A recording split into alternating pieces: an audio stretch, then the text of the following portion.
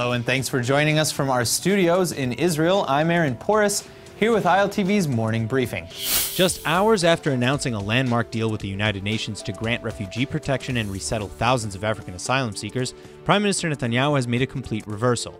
Netanyahu now says he is suspending the deal until he reassesses the situation, a move that puts a big question mark back on the entire issue.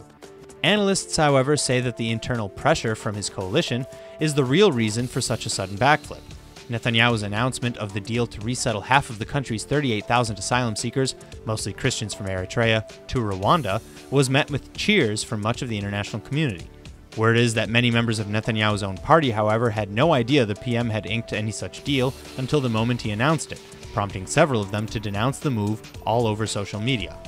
In a video posted to his own Facebook, Netanyahu praises the deal that he would freeze just hours later as, quote, the best possible one. He also blames Rwanda for caving into international protest for the collapse of the previous deal to forcibly deport or else jail asylum seekers. Rwanda now denies that there ever was any such deal with Israel, but reports say Rwanda reneged on the controversial arrangement after Israel's High Court required the country to ensure the safety of any African migrants deported there. Netanyahu's reversal may now be a moot point, though. The fact that the PM already signed a preliminary agreement with the UN, and the fact that he's just admitted the previous plan cannot be legally enforced, means much of this may already be out of his hands. The United States Supreme Court has just dealt what may be the final blow to victims of terrorism seeking the right to sue the P.L.O. In the case of SOKOLOW versus the Palestine Liberation Organization, the plaintiffs, comprised of various victims and families of victims of Palestinian terror attacks, won $656 million in a 2015 federal court verdict. But in 2016, the decision was overturned, and the Supreme Court has now upheld that decision. The lawsuit was made possible initially under the Anti-Terrorism Act, which was passed to allow American victims of international terrorism to get justice from their attackers. But in an email sent to the Times of Israel, director of the Center for Law and Justice at the ZOA, Susan Tuckman, says she's not sure how terror victims will be able to proceed successfully with a suit under the Anti-Terrorism Act in the future. She said the Supreme Court's decision was a terrible blow to those who demand justice.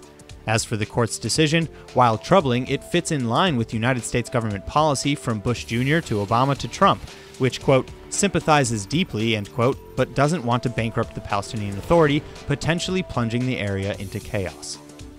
Mere weeks ago, history was made by the very first flights to and from Israel over Saudi Arabia, a moment that made the growing rumor of Saudi-Israeli friendship seem very real. Well, that secret may finally be coming out in the open. Saudi Crown Prince Mohammed bin Salman, first in line to become the next king of Saudi Arabia, has just made a landmark interview. The crowned prince has not only recognized Israel's right to exist, but talked up the idea of full diplomacy between the two countries. At this time, Saudi Arabia and Israel of course have no official ties, but the crowned prince himself points out that the global threat of Iran, which he compares to, quote, the Hitler of the Middle East, end quote, certainly makes strange bedfellows of us all. Israel's growing economy and innovation has also made such a friendship attractive, but the crowned prince's recognition of the Jewish people's right to their own land is probably the most assuring news of all.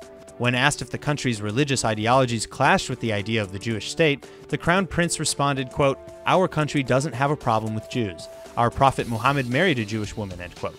The conditions for official diplomacy will still require a peaceful solution with the Palestinians and likely a Palestinian state alongside Israel. But these are by far the most helpful words spoken on record from a member of the Saudi royalty. Israel's hoping this means more on the way. 2 Arab Israelis and a Palestinian have been killed over the last 24 hours. First, the Israeli military is launching an investigation now into the shooting death of an Arab Israeli driver who rammed a stolen vehicle into a bus stop in the West Bank this morning. The suspect was driving the stolen car down Route 5 with Israeli security forces in pursuit when he crashed into a bus stop outside the Ariel settlement. The suspect then got out of the car and started running. Though the bus stop was thankfully empty, IDF soldiers witnessing the events assumed it was an attempted car ramming attack and opened fire. The man was rushed to the hospital but later died of his wounds. No other injuries were reported. Then yesterday, an unarmed Palestinian man was shot while running at the checkpoint near Tulkarem.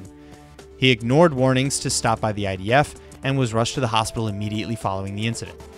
Finally, in a non-IDF related shooting, early this morning, Sheikh Mohammed Saadeh was shot dead by an unknown assailant outside his mosque in Al-Fakhr. Police have opened an investigation into the incident, but at least 3 other shootings in the Arab Israeli town have been reported in the past month and a half. In fact, most of the shootings in Israel occur in Arab communities. While Arabs account for just 20% of the Israeli population, nearly 60% of the homicides in Israel occurred in Arab towns.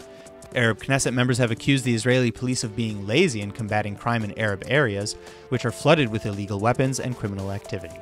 Following the start of Gaza's 6-week March of Return that began last Friday, the Russian Foreign Ministry in Moscow issued a travel warning to Russian citizens against crowded places in Tel Aviv. Moscow's warning on Twitter supposedly comes in light of, quote, Tel Aviv rallies by left and right-wing activists dedicated to escalation of the conflict on the border of the Gaza Strip. It is recommended to avoid places where there are mass gatherings of people, end quote. Now, while a few hundred Israeli activists did in fact rally outside the Likud party headquarters in Tel Aviv on Sunday, there were no other protests about the actions on the border reported. The clashes on the Gaza border began on Land Day, the anniversary of Israel's appropriating lands in the Galilee, and is set to end on the day of Israel's independence 6 weeks later. Palestinians call this day the Nakba, meaning catastrophe. That's all for now. I'm Aaron Porras, and see you later with our main daily broadcast from Israel at 2 p.m. Eastern Time.